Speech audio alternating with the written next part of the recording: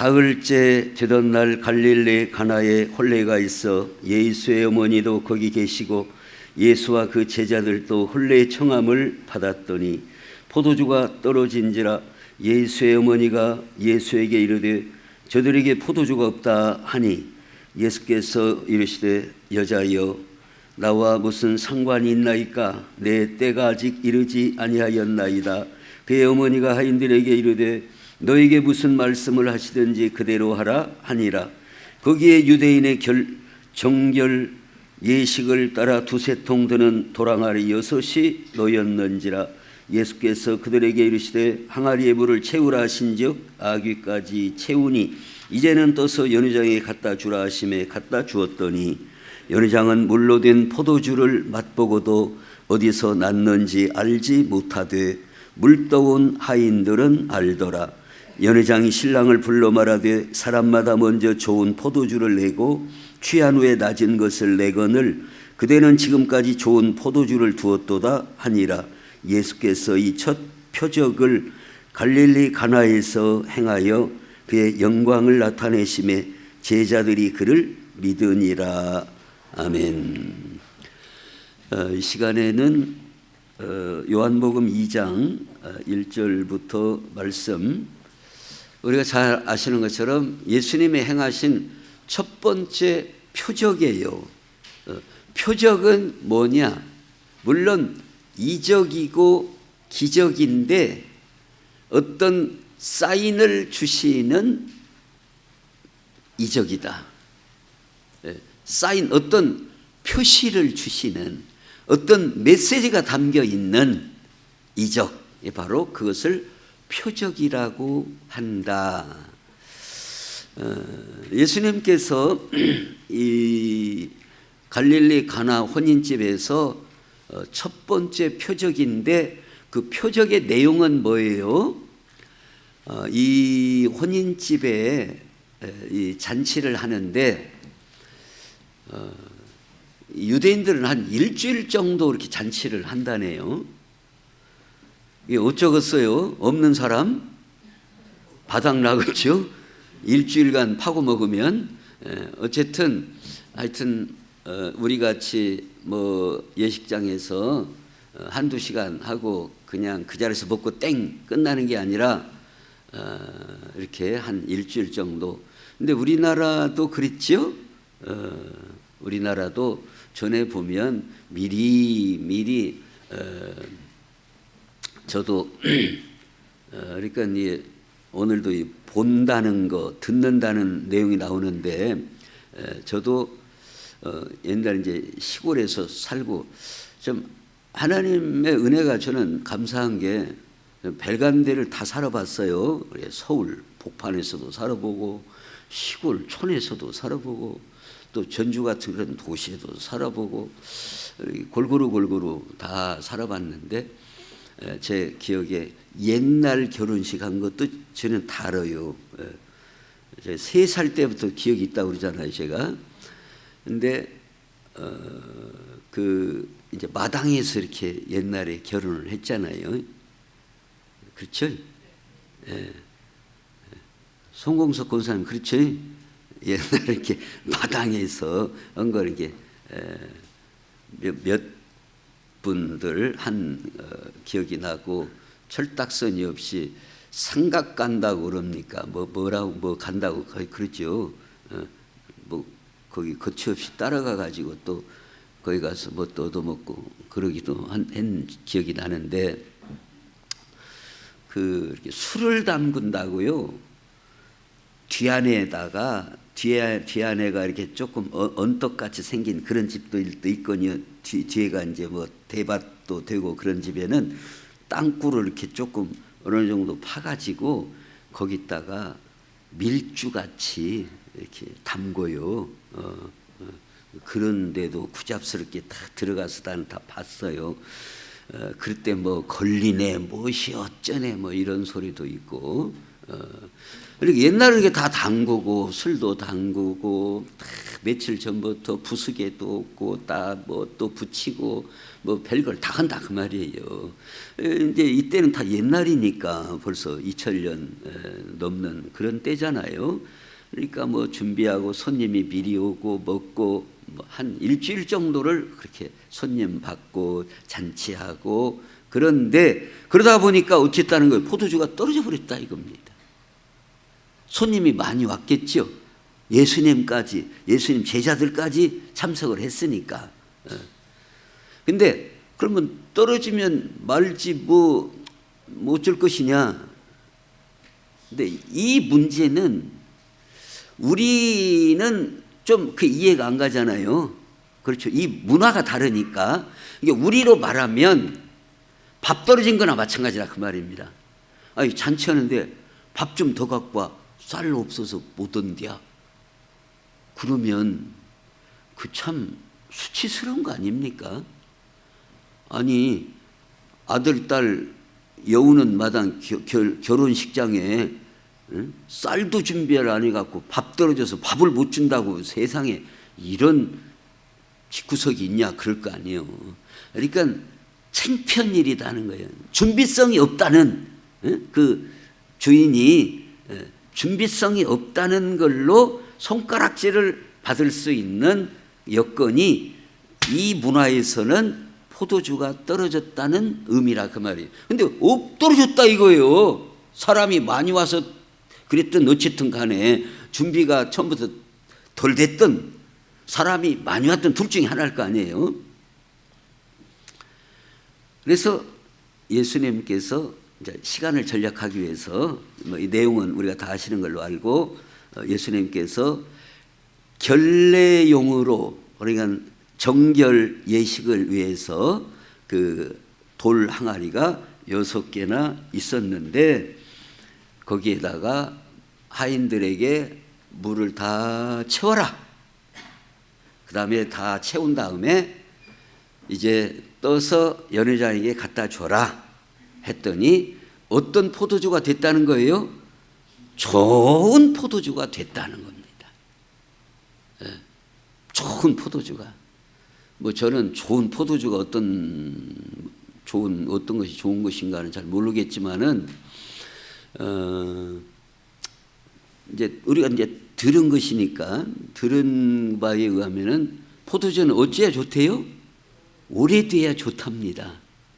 뭐 10년, 30년, 뭐 100년, 뭐 이렇게 오래된 숙성이 잘 된 그런 포도주가 좋다. 그런데 예수님께서 만들어 주신 이 포도주가 아주 좋은 포도주로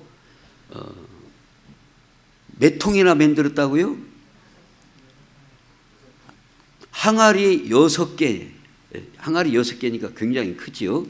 뭐 2-3통 들어가는 항아리다. 그러니까 뭐 정확하게 우리가 뭐 이게 한 200리터가 넘을지 어쩔지 그것까지는 잘 모르겠지만 하여튼 풍성한 만큼 이 정도면 누가 봐도 충분하다. 막 큰 항아리로 6개나 좋은 포도주를 만들었으니까 아주 넉넉하고 풍성하게 만들어 주셨다.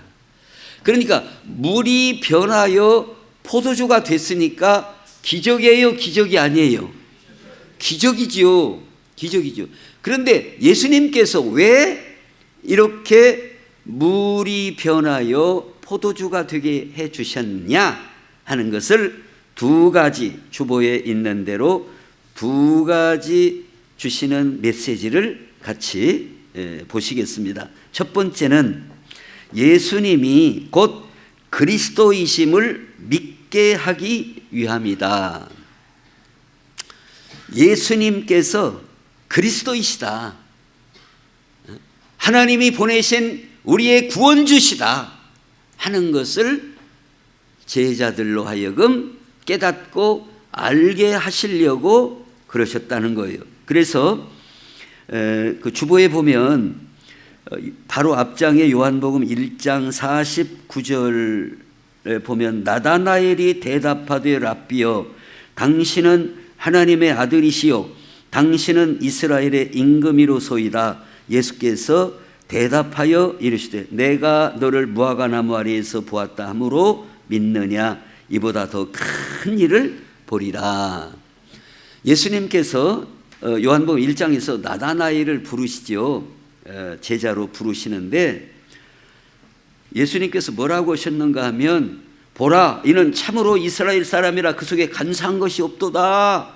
그러니까 나다나엘이 어떻게 나를 예수님 아십니까? 예수님께서 나다나엘을 보시고 간사한 것이 없도다. 간사한 것이 없는 참으로 정직한 사람이다. 예수님께서 처음 딱 보고 말씀하니까 아니 저를 언제 봤다고 그런 말씀을 하세요? 그랬더니 빌립이 너를 부르기 전에 네가 무화과 나무 아래에 있었을 때 내가 보았느니라. 그러니까 이 나다나엘이 무화과 나무 아래에서 혼자 기도하고 있었을 것으로 보아지는데 나다나엘은 깜짝 놀란 거예요.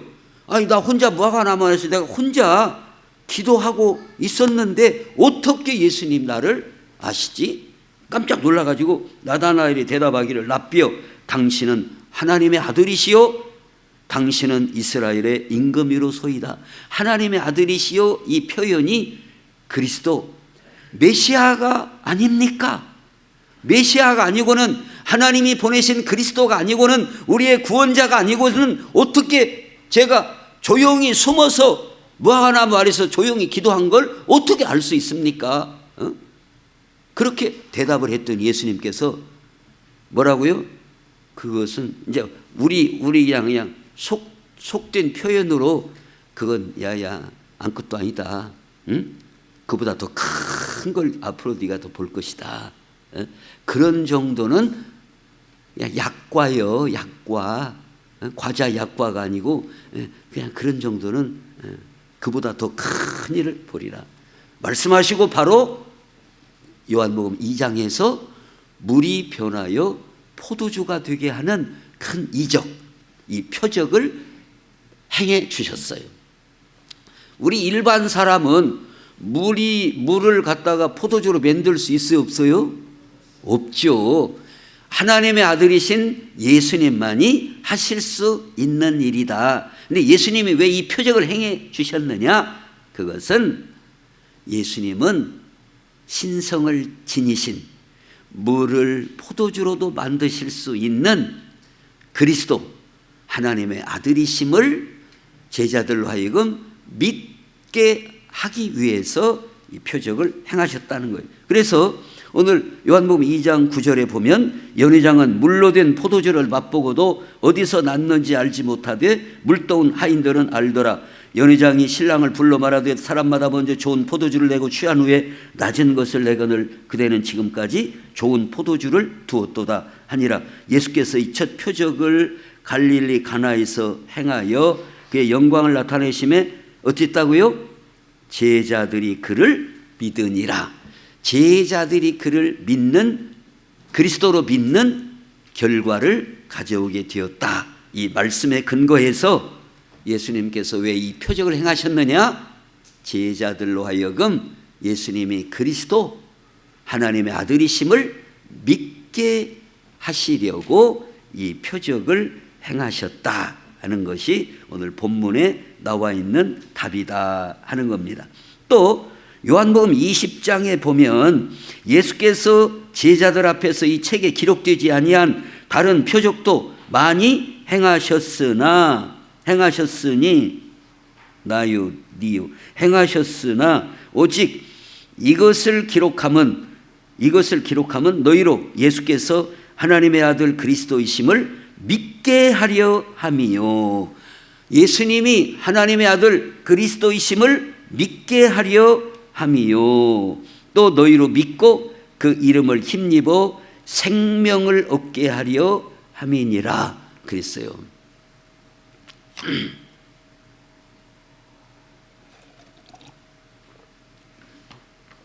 자, 그러면 예수님께서 왜 이 표적을 보여주시고 표적을 나타내시고 물론 믿게 함인데 좀 더 구체적으로 보면 잠언 29장에 보면 뭐가 없으면 이렇게 궁작이 좀 맞이했죠. 뭐가 없으면 그래도 서너 분밖에 안 하시네.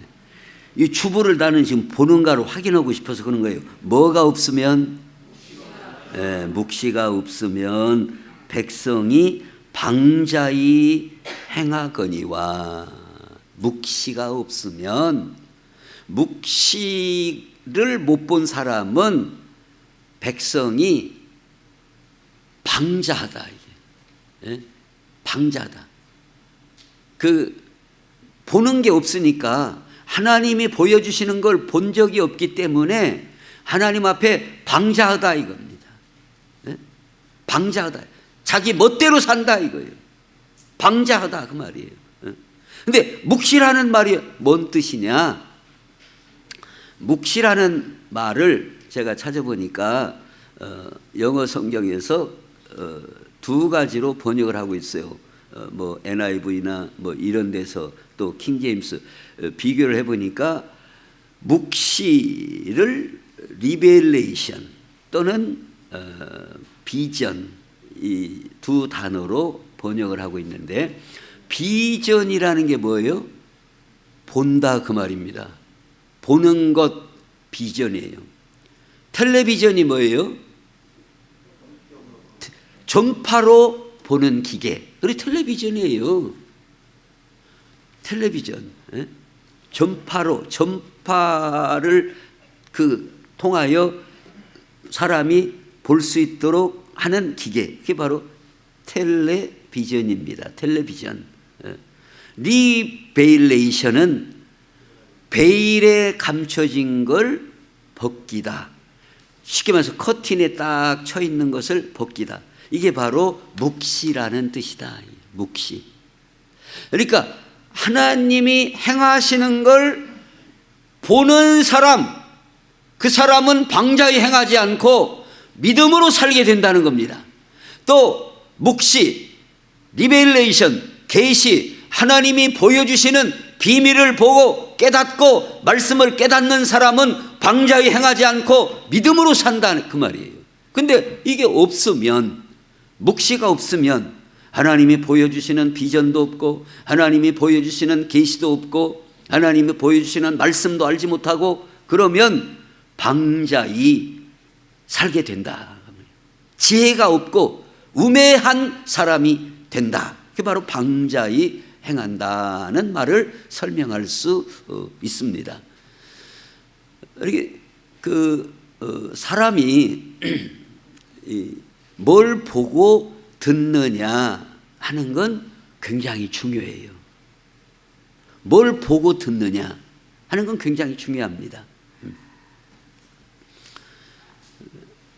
아까도 이제 제가 말씀을 드린 것처럼 우리가 살면서 뭘 보고 뭘 듣고 사느냐 하는 것은 너무나 중요한 거예요. 예를 들어서 이제 자녀들하고 뭐 교회를 온다 그럴 때 늦게 오면은 자녀들이 뭘 봐요? 늦게 오는 걸 보는 거예요. 이렇게 예배당은 늦게 가는 것이구나. 내가 가르쳤어요, 안 가르쳤어요? 그렇게 하라고. 안 가르쳤죠? 근데 그게 가르치는 거다 그 말이에요. 그러니까 우리가 뭘 보고 듣느냐에 따라서 그대로 되는 거예요. 그게 학습이 되고 그대로 배워지는 거예요. 배워지는 거예요. 우리가 하나님 앞에 헌금을 하고 봉사를 하고 이게 다 가르치는 겁니다. 우리의 자녀들에게, 우리 학생들에게 내가 언제 가르쳤냐? 내가 꼭 무슨 뭐 분필 잡고 가르쳐야만 가르치는 게 아니라 그들이 보고 듣고 하는 게 그게 곧 학습이 되고 그게 배운 것이 되는 것이에요. 그래서 우리나라 속담에도 무엇은 한다고요? 배운 도둑질을 한다. 배운 것. 배운 것은 안 돼. 보도 않고 듣지도 않은 것은 어려워요. 대체적으로 그 어머니가 음식 솜씨가 좋고 잘하는 사람은 그 딸들이 어때요? 잘 하고 음식을 잘 만듭니다. 왜 그래요? 보고 봤단 말이에요. 봐고 듣고 자기도 모르게 학습이 되는 것이에요. 배워지는 거예요. 근데 우리 어머니 오늘 안 오셨는데 딸네 집 가셔가지고 음식을 할 줄 아는 것이 콩나물국이나 무숫국이나 밥하고, 그래가지고 제 여동생들은 음식할 줄을 몰라요. 그래가지고 우리 집만 오면 불어갖고 그냥 불어갖고 그래요. 근데 왜 그런다고요? 저희 여동생들은 음식할 줄을 잘 몰라요. 어쩌다가 한 번씩 가서 먹고 사는 거 보면 김치 오고 콩나물국이나 하고, 아, 우리 어머니한테 본대로 하는구나. 본대로 하는 거예요. 그러니까 자, 핵심은 예수님께서 왜 보여주셨다고요? 제자들로 하여금 보고 듣고 예수님이 그리스도이심을 믿고 깨닫도록 여러 번에 걸쳐서 표적을 보여주고 계시다 하는 것을 말씀을 해주고 있습니다. 그래서 요한복음 20장 27절에 보면 도마에게 이르시되 내 손가락을 이리 내밀어 내 손을 보고 네 손을 내밀어 내 옆구리에 넣어보라. 그리하여 믿음 없는 자가 되지 말고 믿는 자가 되라. 도마가 대답하여 이르되 나의 주님이시요 나의 하나님이시니이다. 봐라, 만져봐라 이거예요. 예수님께서 도마에게 만져봐라, 손 만져보고 내 옆구리 만져봐라. 믿음 없는 자가 되지 말고 믿는 자가 되라. 우리가 믿음으로 산다는 게 얼마나 중요하냐 이 말이에요. 믿음이 없이는 하나님을 기쁘시게 할 수 없고, 믿음이 없이는 구원에 이를 수 없고 생명에 이를 수가 없어요. 그러니까 이 믿음은 금보다 귀한 믿음이에요. 근데 어떻게 믿음이 되느냐? 말씀을 듣고 예수님이 행하신 걸 보고, 그럼으로써 우리의 믿음이 세워지고 자라게 된다고 성경은 말씀을 하고 있습니다. 그래서 우리가 말씀을 읽기도 하고 듣기도 하고 암송도 하고, 그러면서 하나님이 행하시는 일들을 우리가 볼 때 정말로 하나님이 행하시는구나. 저번에도 제가 오래전에 한번 말씀드렸지만, 제가 전라남도 곡성에서 이제 강도사로, 전도사로 있다가 이제 강도사가 되고 이제 가을이면 목사 안수를 받게 되는데, 광주 한 300명 정도 모이는 교회에서 저를 부목사로 이제 와라. 이제 몇 달 안 있으면 목사 안수도 받고 하니까 저를 아껴주고 잘 아는 목사님이 부목사로 와라. 저기 광주 법원 앞에 있는 교회예요. 근데 제 기도를 해보니까 마음이 안 내켜요. 그 목사님은 참 나를 생각해서 이 촌에만 있지 말고 시골에 한 3년이나 있었는데, 시골에만 있지 말고 이제 광주 시내로 나와서 이렇게 사역을 해야 좋지 않냐.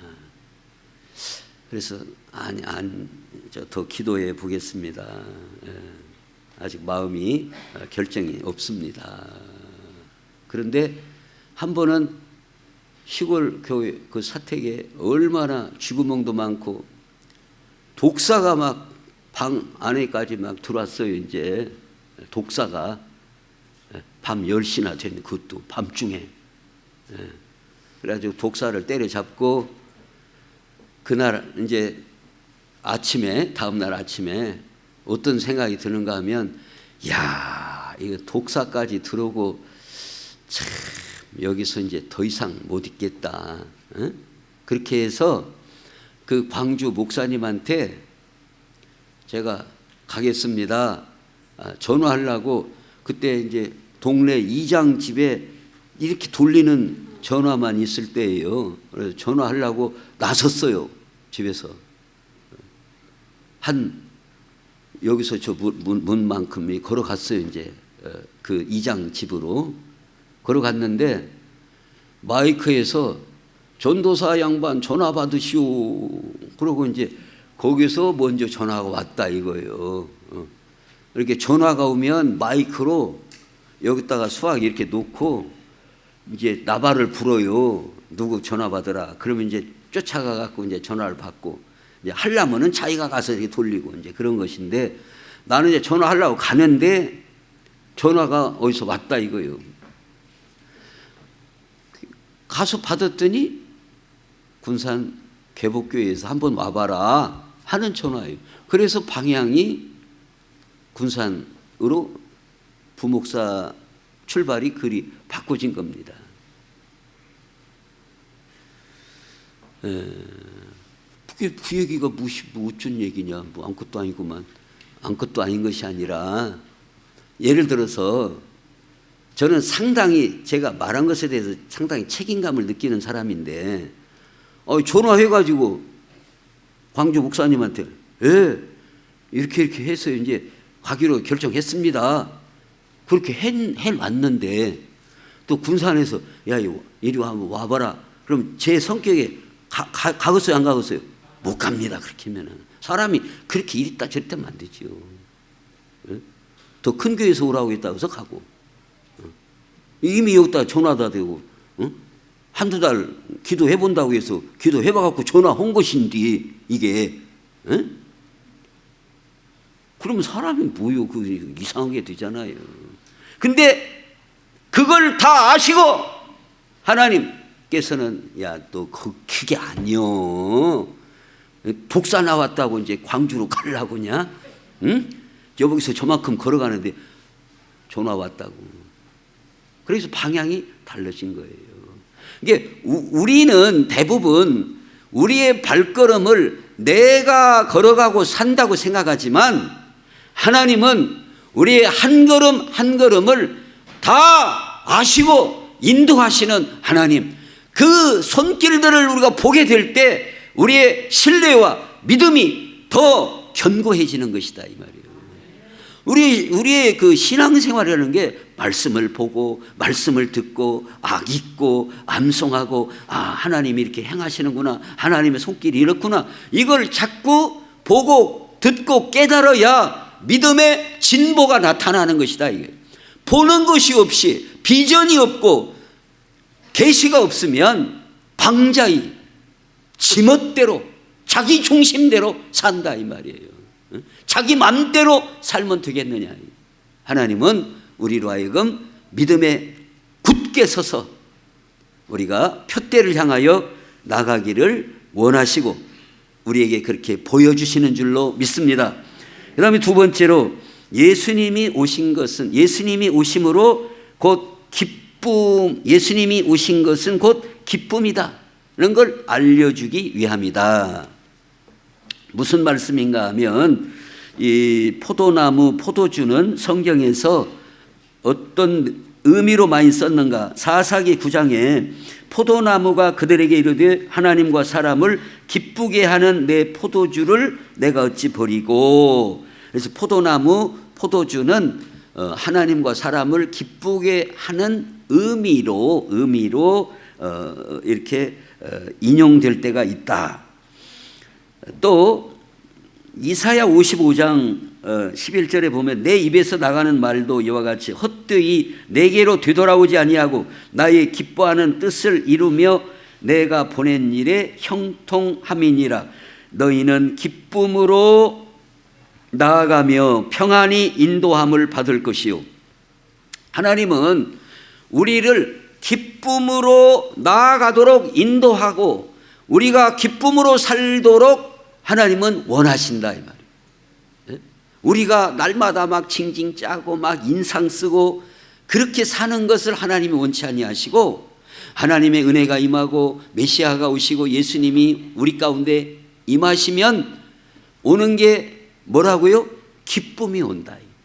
주님이 오시면 기쁨이 온다. 지금 이 혼인집에 포도주가 떨어졌다는 것은 뭐예요? 걱정거리가 생겼다는 거예요. 예? 걱정거리가 생겼는데 예수님이 그 집에 계심으로, 그 집에 오셨음으로 말미암아 근심거리가 있었지만 근심이 변하여 기쁨이 되는 큰 역사를, 표적을 행해 주셨다 하는 겁니다. 그런데 여기서 중요한 의미는 이 도랑아리가 무슨 용이라고 그랬어요? 도랑아리가 아까 무슨 용이라고 그랬어요? 예. 정결, 즉 전에 성경에는 결례 그 예식. 그러니까 이스라엘 백성들은 청결 예식 중에 하나가 집에 들어갈 때에 물을 이렇게 조그마한 바가지로 이렇게 떠가지고 손하고 발하고 씻고 들어간다 그 말입니다. 이게 구약식으로 정결 예식이다 이 말이에요. 집에 들어갈 때 하나의 정결 의식이에요. 그런데 예수님이 이 표적을 통해서 뭘 보여주시는가? 구약시대에 그 어떤 의식 또는 그 정결 예식, 그것은 다 떨어지고 기쁨이 다 지금 감소되고 그런 상태에 있다 하는 것을 상징적으로 이 사건을 통해서 우리에게 보여준다 그 말이에요. 그러니까 이 말씀을 오늘 우리 신앙생활에 적용해서 보면 어떤 분들은 신앙생활을 해도 그냥 겉으로 이 형식만 남아있는 그런 신앙생활을 하는 수가 있어요. 알맹이는 없고 복음은 없고 진리는 없고 형식만 남았다면, 어떤 의식만 남은 거예요. 의식. 대표적으로 무슨 그 로마 교회라든가 그냥 알맹이는 없고 의식만 남았단 말이에요. 막 뭐 향불을 막 뭐 3번 돌리고 막 물을 막 뿌리고 막 어쩌고 막 그시고 막 이렇게. 저희 그 이모부 가운데도 그 성당 다니는 분이 계시는데 뭐 당신 하고 싶은 대로 다 하고 밥 먹을 때는 이건 잘하더만, 이것은 잘해. 폼은 다 있어. 그냥 하도 해서 갖고 나는 이게 서투르잖아요 지금. 순서도 여기에다가 이리 가는가 물론 어디 가는가. 이게 무엇이고 오래 하면요 폼이 나와요. 그래갖고 하도 이렇게 싹 하면 이게 폼이 딱 잡힙니다. 이게 오래 해가지고 딱 밥 먹을 때마다 제가 이렇게 한 번씩 보면은 이거 막 경건한 것 같고 폼이 나오고. 근데 형식은 있고 폼은 있는데 알맹이가 없어요. 믿음이 없어요. 물론 뭐 전혀 없다, 그렇게 영이다 그렇게까지 표현은 못하겠지만, 이 형식만 남았다 그 말이에요. 형식만.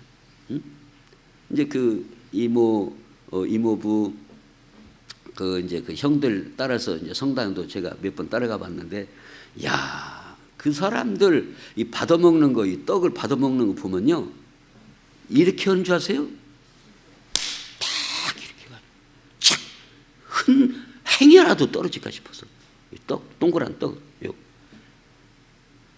그 신부님 앞에 가서 앞에 쭉 갑니다.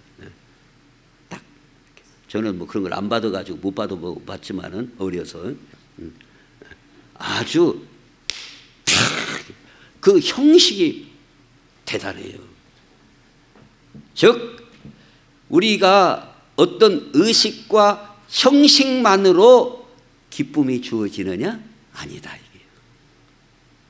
주님이 오셔서 우리에게 놀라운 풍성함의 은혜를 베풀어 주실 때 우리에게 기쁨이 충만함을 보여주시기 위하여 이 첫 번째 표적을 우리에게 행하여 주셨다 하는 것을 말씀해 줍니다.